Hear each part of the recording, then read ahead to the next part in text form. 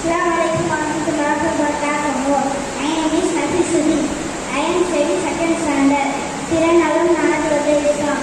அதனால் நபி ஸல்லல்லாஹு அலைஹி வஸல்லம் அவர் தோழரோடு அமர்ந்திருந்தாங்க. அந்த சபையை நோக்கி ஒருத்தர் பசியோடு வந்தாங்க.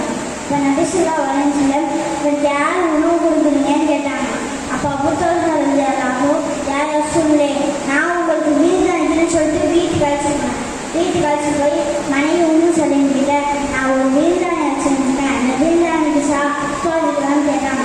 அப்போ அம்மா சொல்லி நம்மளுக்கும் சாப்பாடு இல்லை, நம்ம பிள்ளைங்களுக்கும் சாப்பாடு இல்லை, பிள்ளைங்களுக்கும் கொஞ்சம் ஒரு குளிர் வெட்டி துணி தான் இருக்கலாம்னு சொன்னாங்க. சரி பிள்ளைங்களை விளையாட்டு நினச்சி தூங்க வச்சுட்டு அதுக்கப்புறம் அவங்க நல்லா சரி செய்ய மாதிரி செஞ்சுட்டு அழிச்சுதான் அந்த சாப்பிட்ற மாதிரி தாவணம் வச்சு தான் அந்த சாப்பாடு அவங்க கொடுத்துருக்காங்க. இப்போ மறுநாள் காலை நபி ஸல்லல்லாஹு அலைஹி வஸல்லம் அபூதல்ஹா போகிறாங்க.